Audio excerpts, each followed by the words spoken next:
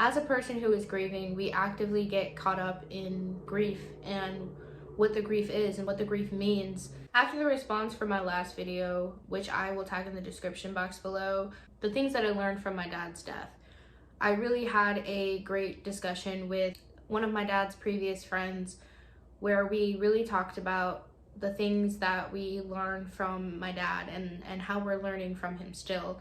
As a person who is grieving, we actively get caught up in the grief and what the grief is and what the grief means. If I can any way help somebody else uncover certain things about their loved one's death, then I will. I'm taking this opportunity to do so here because I feel like grief is such an important topic to talk about, and it's not often spoken about because, you know, usually when somebody dies, the first thing we say is, I'm sorry for your loss, because what can you say in that moment? If you don't know me, my name is Faith Clay, aka Arlandria Speaks, and I am a author, a content creator, and also a personal life coach that really specializes in the concept of trauma and mindset building.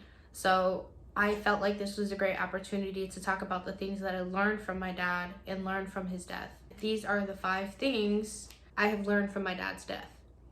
Number 1, take the leap, don't wait.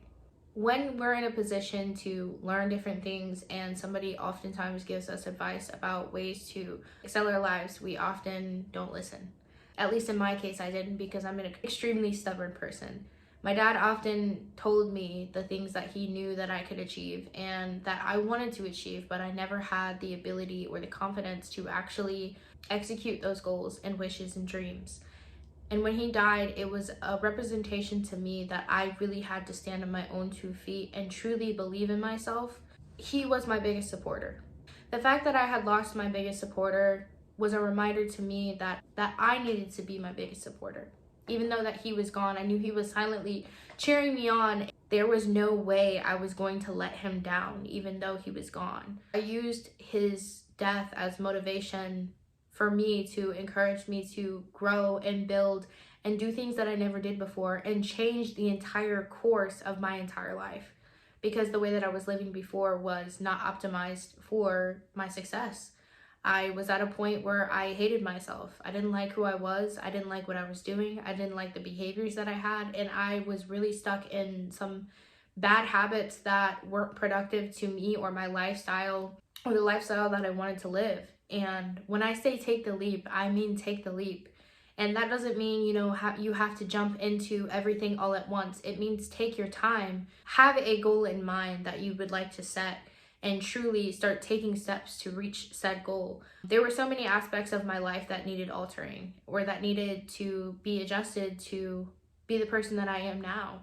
And that was mentally, spiritually, self-care wise, learning how to be alone, being okay with that, and really trying to utilize my growth and success in my career. What did I want my career to look like? Who did I want to become? And I finally adopted those belief systems, and really started working on myself by every day taking it step by step and really stepping into a different part of myself. I knew that there was so much I still needed to learn, and thankfully my dad had a large collection of books that really sprouted my growth and helped me reach a new level. One of the first books that I actually read from him after he passed away was called Boundaries, the Boundaries book.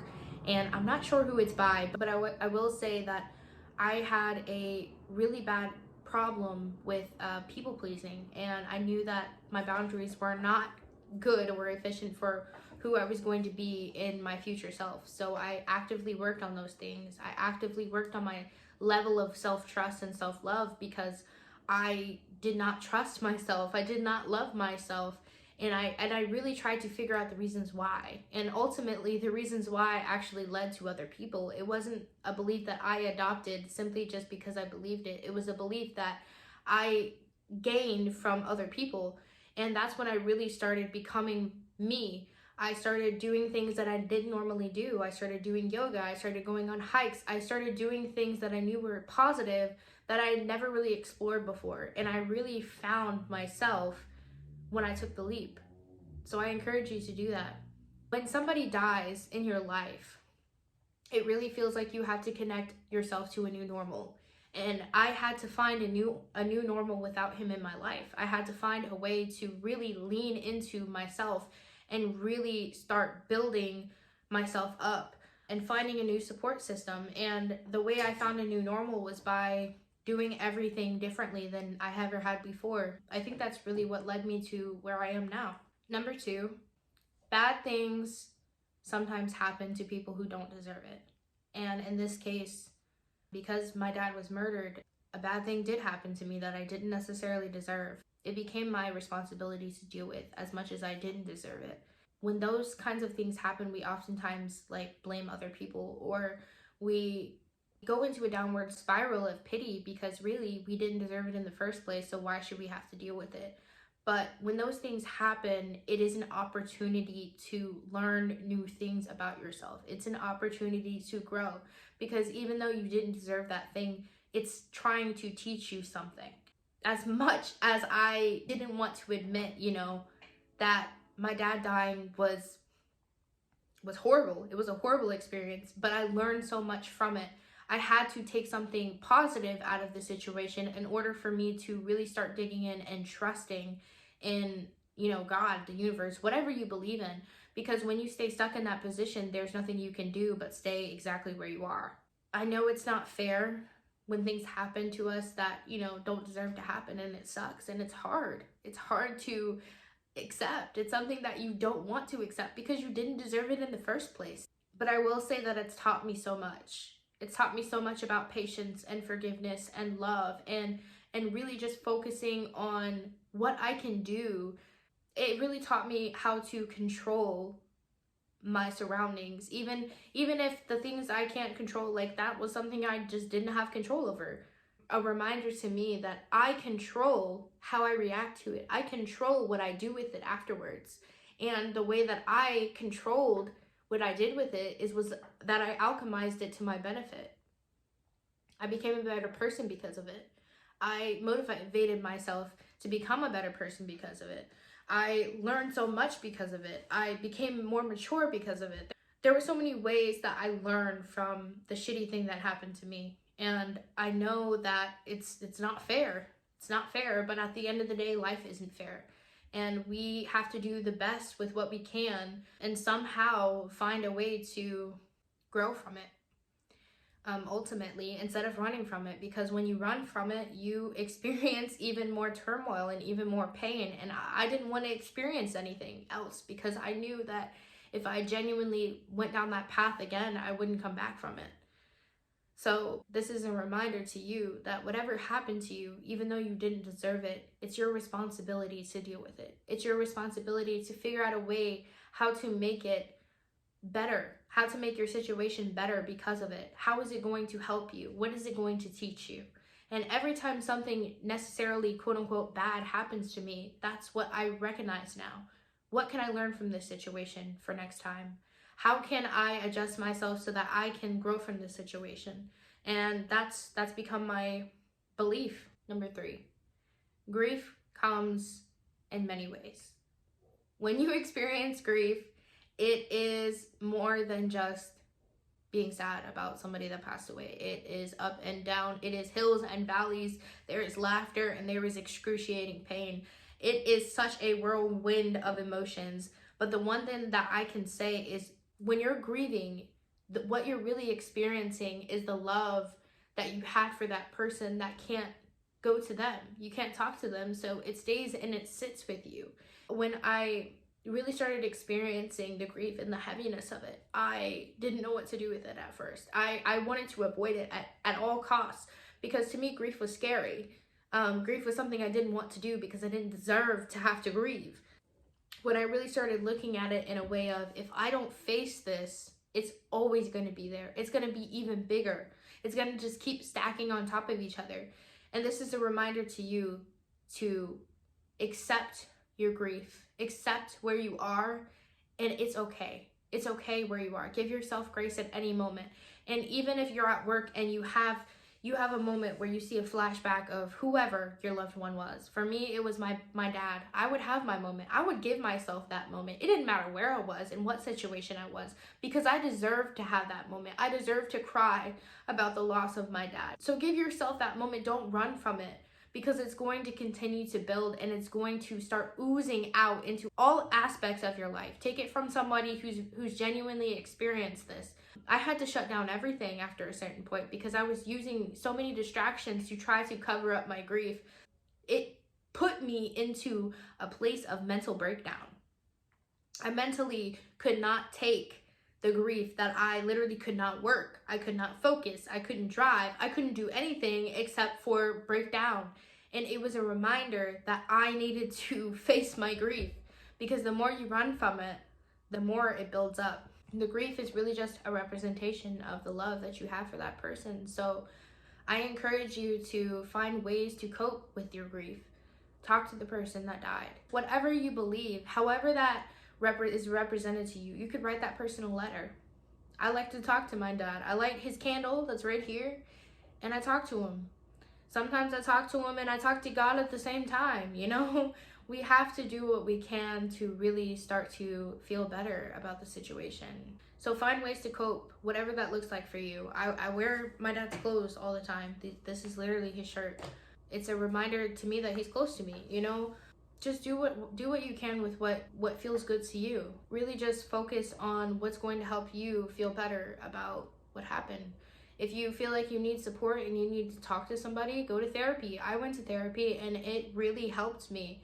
It helped me a lot, because at some points with my family members, I didn't feel comfortable talking to them about my dad, because I didn't want to, interrupt their grief process. I didn't want to make them feel, sad or disappointed or have flashbacks about my dad that would upset them. You can even go to a support group and just do what you can. Like I said, do what you can. Face your grief, face your fear.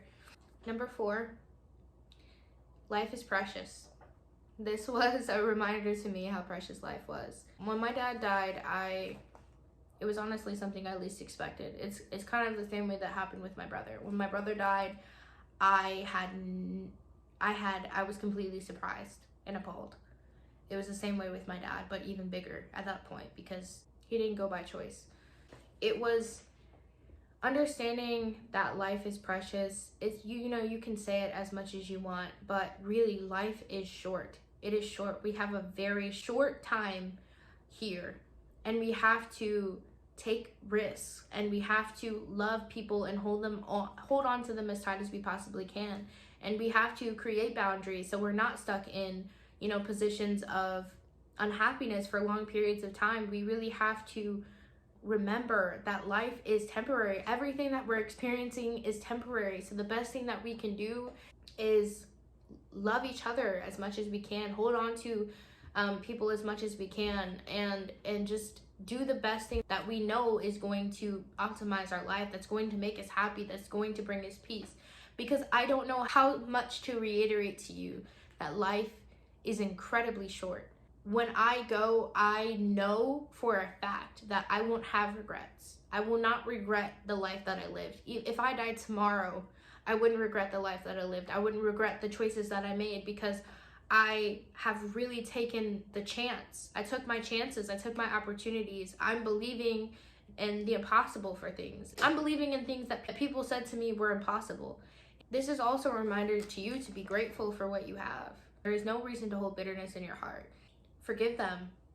Not for them, but for you. So you're not holding on to that pain. And be grateful in whatever situation you're in. Life is so short. Like I said, life is short. I am just grateful that I'm here, that I'm alive, that I'm breathing, because there's so much more inside of me to give. Every day, every single morning that I wake up, I literally pray. I thank God every single day that I'm alive, because I know it can be taken away like this. I've seen it firsthand.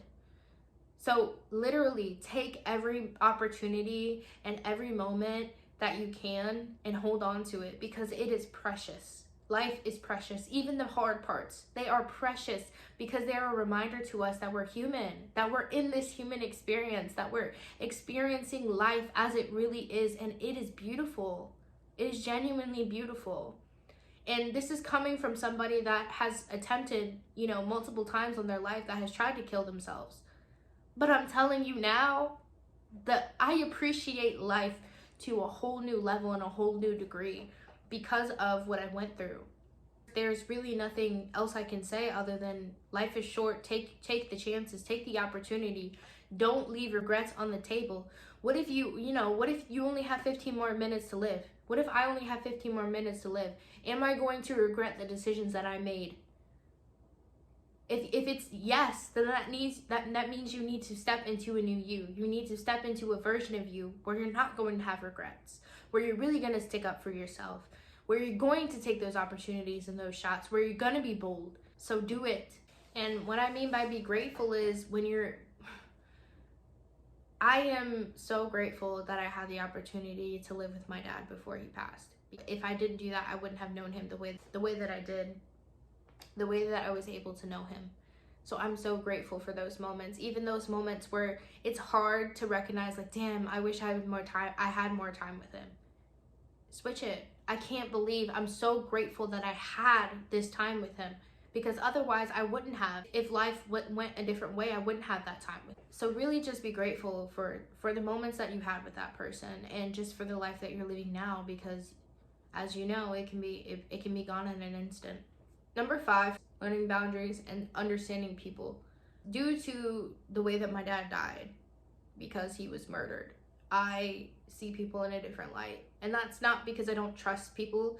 It's that I have a new level of awareness of what people can do, the evil that they can do. I've really started to take what I know and utilize it. If somebody's trying to take advantage of me, I easily just let them go. I used to have a lot of trouble with telling people no. I used to have trouble with letting people go that were taking advantage of me. I used to have trouble having conflict with people. I used to have trouble even telling strangers, no, I'm not doing that, sorry. Because of the nature of my dad's death, you can't trust everybody that comes through the door. And you really have to be aware of other people's intentions and where they come from and who they are as people. And I've learned to keep my circle really, really tight, because I don't want anybody in my circle that doesn't have a genuine love for me, that doesn't want to support me. So the people that love me and that support me will be in my circle. The people that don't. And it's as simple as that. I used to have issues with cutting people off because of how attached I was to relationships, and now I don't have that attachment. If I'm pouring into them and they're pouring into me, we have an excellent relationship. If I'm pouring into them and they're not pouring into me, or they're spilling my cup over, they're gone. In my opinion, they're not a part of my life anymore.